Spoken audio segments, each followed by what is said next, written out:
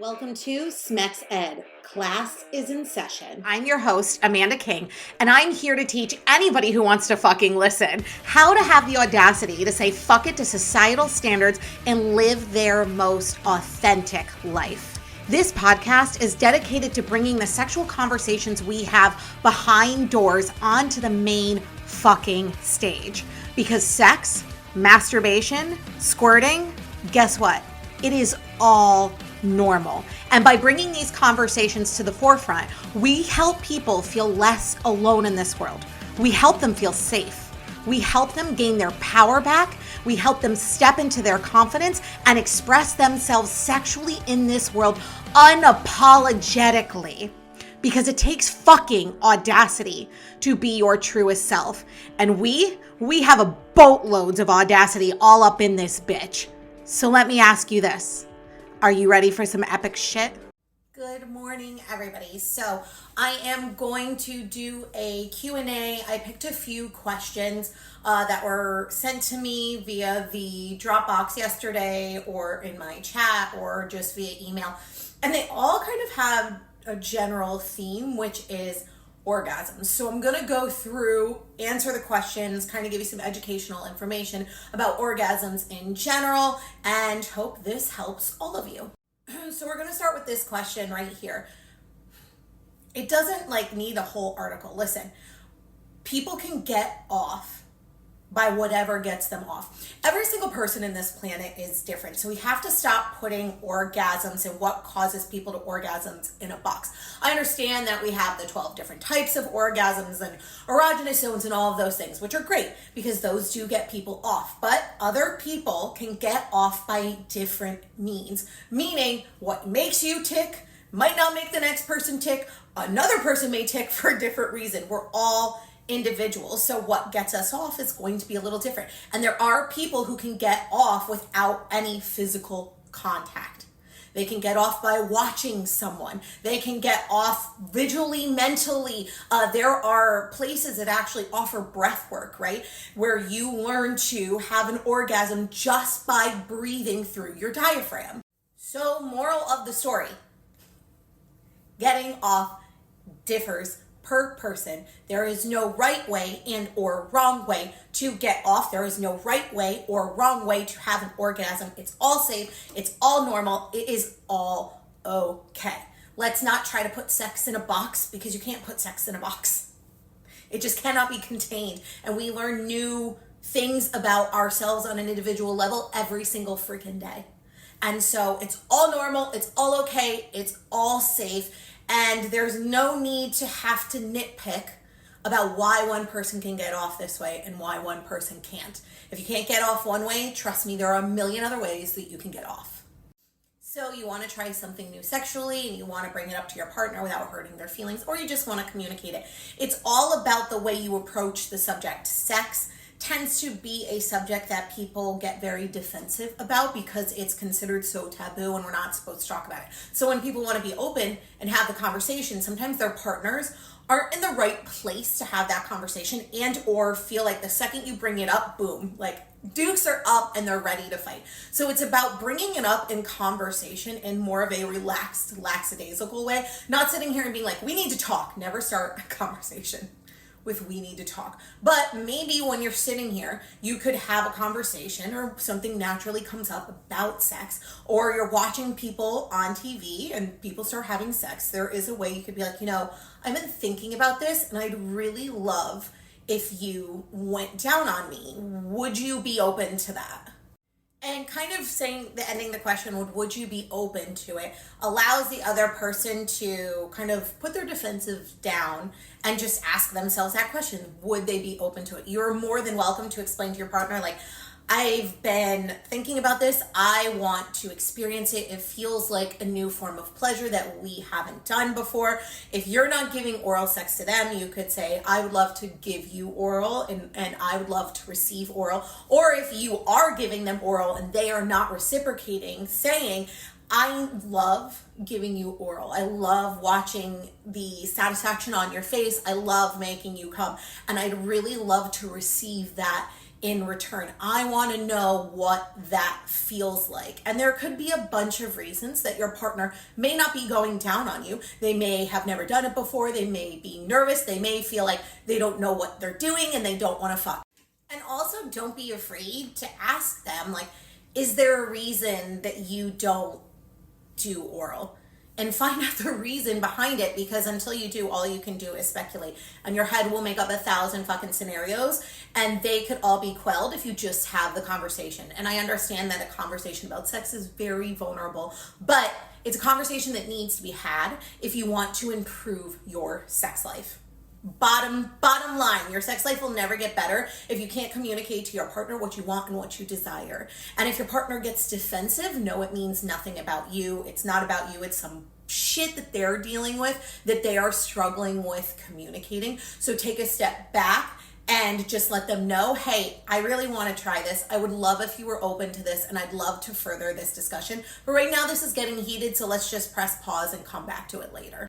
So let's discuss female ejaculation, which is a fluid that is excreted from the skin glands, which are on both sides of your vulva. Now, with this, it is typically a milky white substance that contains fructose and PSA and arousal fluid. Now, if your partner is in the midst of the act and you start to see that, it could be an indication that they have ejaculated. Now, ejaculation works different for every single vulva owner. So, for example, some can ejaculate before orgasm, during orgasm, after orgasm. It really depends on the person, and some may actually have repeating orgasms and then ejaculate. So if you were seeing it down there during the act, it's most likely that your partner did ejaculate.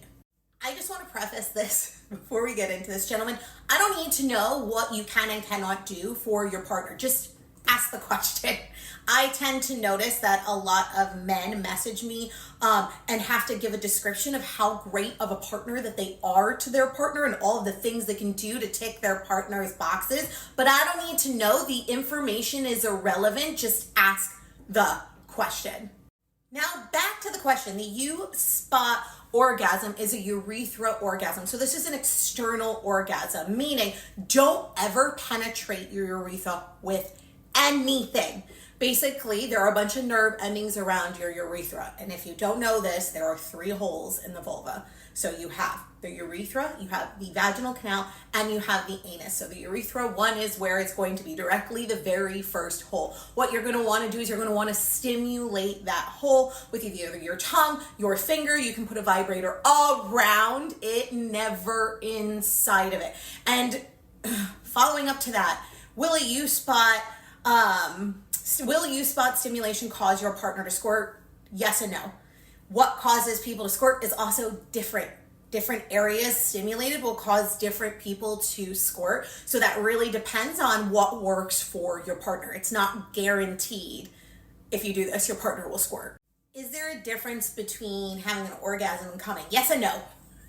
It really depends on the terminology that your partner uses. But irregardless, it's all basically orgasms and coming. But when we use the word coming, we typically associate that with either squirting and or ejaculation. But having an orgasm is a form of coming. So it is all intertwined, but it all depends on the verbiage that you use or the vernacular that your partner associates each with. So typically I say orgasms are a little different from coming, but from someone who may be able to not squirt and or ejaculate, orgasms is going to be their form of coming.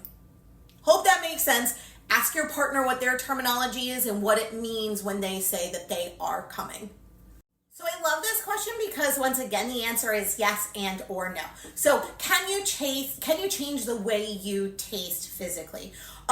Yes. Through proper diet and exercise, your body will be at peak health, which means typically you are going to taste the best. And certain foods, alcohol, drugs, cigarettes will affect the way you taste to your partner. Why? Because they are not good for you, and therefore they are being put into your body and they get excreted through your body. And a lot of times, if your partner's spunk and or vulva is not smelling and or tasting good, a lot of it has to do with their diet. So you can change it if you start eating better, exercising better, taking care of your body better. However, now there are a bunch of gimmicks out there that say if you eat this cocktail or drink this cocktail, which is typically some type of pineapple and watermelon fruit juice mixture, you are going to smell better, taste better to your partner. Yes and no. Once again, because you are overall putting something very good for your body, like into your body, you are going to smell and or taste better because you are treating your body in a more healthy way. Is your spunk or your fucking vulva gonna smell like fucking pineapple? Absolutely not. Is your spunk gonna be something that someone wants to put in a glass and drink? Probably not. It's not going to change the way you taste that much. It may taste a little bit sweeter. It may take some of, if you are a man, it may take some of that like bitterness, saltiness, like kind of bleachiness out of it, but it's still semen. It's still genitalia. It's not going to taste like candy. So if your partner is saying, hey, like your spunk is tasting a little funky and or something doesn't smell right down there, number one, always go see your doctor to ensure that it is nothing medical, because certain medications can cause your body to change and you to release like scents that are not typically normal. It could be the pH balance of your genitalia, so go see a doctor, but typically it is the way you are taking care of your body, so the foods and the drinks and the substances you are putting into your body. So try to eat a overall better healthy diet full of vegetables and or fruit and all of that stuff. You all know nutrition. Just eat a more nutritious diet and it will typically repair what's going on. Also pull back on drinking, pull back on smoking, pull back on recreational drug use, pull back on all of it, and it should improve. And that is all I have for you today. Don't forget tomorrow, which is Wednesday, I believe, I'm going to be doing a toy unboxing on my Snapchat profile, so you can follow me there. It's a public profile, Amanda King. You can see all of the stories. You can see the unboxing. It's 4 new toys, 2 for vulva owners, 2 for penis owners, and I'll be going over the price points, what each of them do, all of that fun jazz, so you can come follow me on Snapchat for that. Thank you so much for listening to Smex Ed with Amanda. And some parting words for you today. Remember this: no matter how hard society pushes you down, no matter how many times you fall, as long as you get the fuck back up, they can never stop you. You are unfuckable with. You will win. Don't allow this world to dictate how you show up in it. Don't allow society to make you bend the knee. Instead, make them bend theirs. And don't forget, if you like what you heard, go on to iTunes and Spotify and leave your girl a review. Until next time, my beautiful people.